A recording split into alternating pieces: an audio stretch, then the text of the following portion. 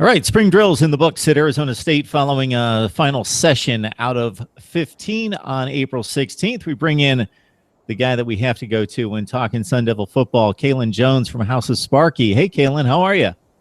I'm doing well, Mark. How have you been?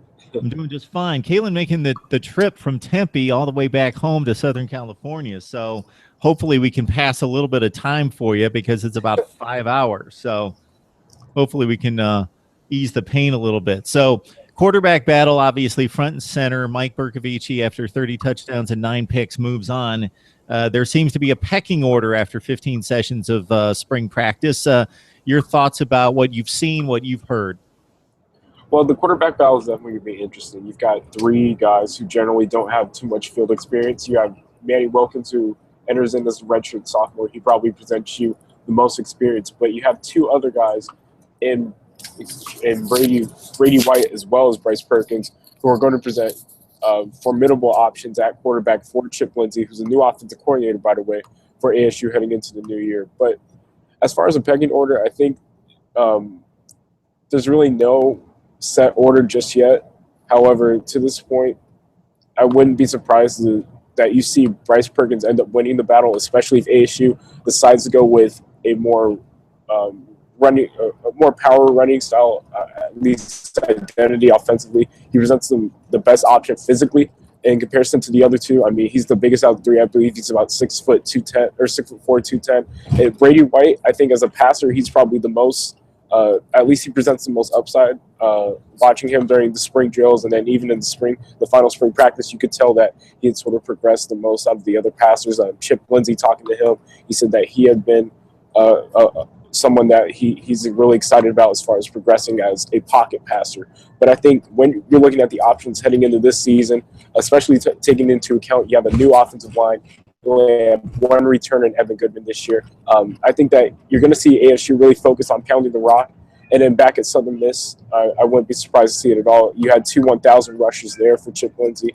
So, and with a backfield Kaelen Blage and Demario Richard, I wouldn't be surprised at all if ASU's leaning more so towards Bryce Perkins at this point because, again, the physicality that he presents for you. But, I mean, it was even brought up the other day that maybe they platoon. I mean, it's really early at this point, but it'll really settle down once the fall comes around. But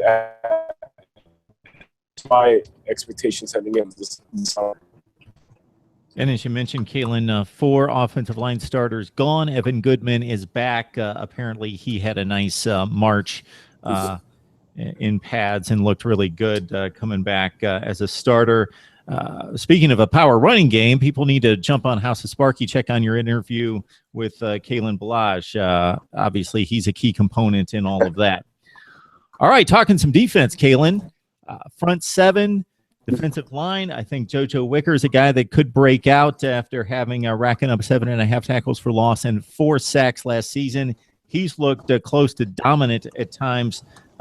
Secondary, a bit of a shakeup there. Who do you see in regards to personnel who needs to step up? Well, in regards to the front 7, I think you nailed it with JoJo Wicker. He'll end up being all-conference player this year. He absolutely killed it in spring practice. Every single day that you were out there, he was wreaking havoc. And going up against Goodman, who's improved, by the way, and you know that had a great spring. He took everybody to the cleaners when he was out there in practice. So that's someone who I think ASU is really excited about. Alongside him, Ami Latu and Tashawn Smallwood. I think Todd Graham is really expecting Smallwood to take that next step this year as far as being a leader both on and off the field. Alongside him, again, Ami Latu, who kind of steps in on that opposite edge role. I wouldn't be surprised at all if he ends up being in consideration for being an all-conference player either. That's just based on what I've seen in spring practice. But in the front 7, I think the linebacker unit's really going to hold everything down. Obviously, you're losing Antonio Longino, who led the conference in sacks and tackles for loss last year. But Todd Graham is really excited about some of the edge rushers that he's brought in, particularly two college transfers that really stepped in during the spring and made their mark. Secondary-wise, Kareem Orey, you have him back as the lone returner out of the 4. He's kind of shifted more so into a boundary corner role, similar to how Jalen Ramsey kind of went from play 8 to serving as the team's #1 corner. That's how Todd Graham is utilizing him at this point, just because of his experience in the system.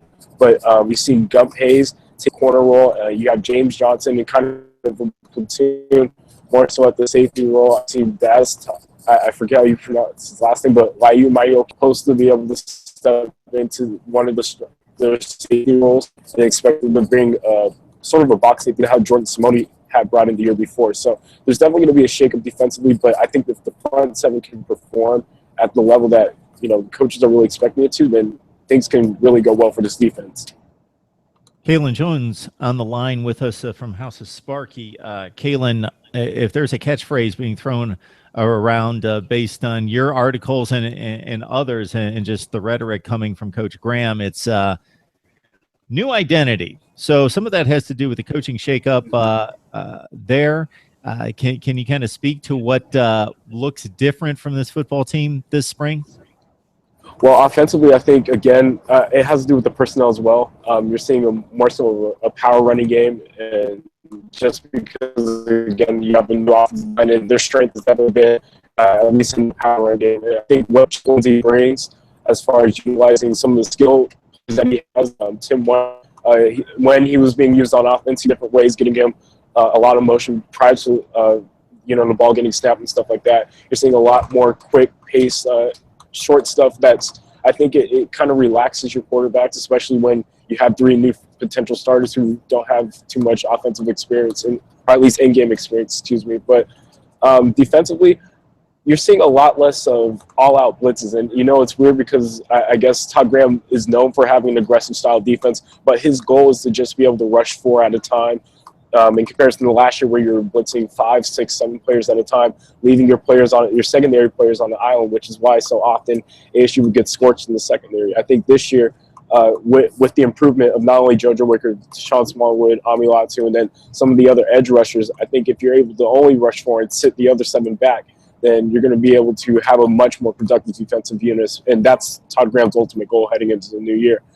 Even with new secondary coach and new offensive coordinator, I think that everything sort of is, at least that's what they're preaching, like you said, the rhetoric and whatnot, them preaching that everything is going according to plan, and I really think it is. All right, Kaelen Jones, currently on the bus from Arizona to California, but always on the Arizona State football beat with House of Sparky. Kaelen, we always appreciate the time, even when you've got so much going in life that you're able to not necessarily stop physically right now as you head out to California, but stop by and say hi to us and get us straight on Arizona State football. Yeah, Mark, I really appreciate it.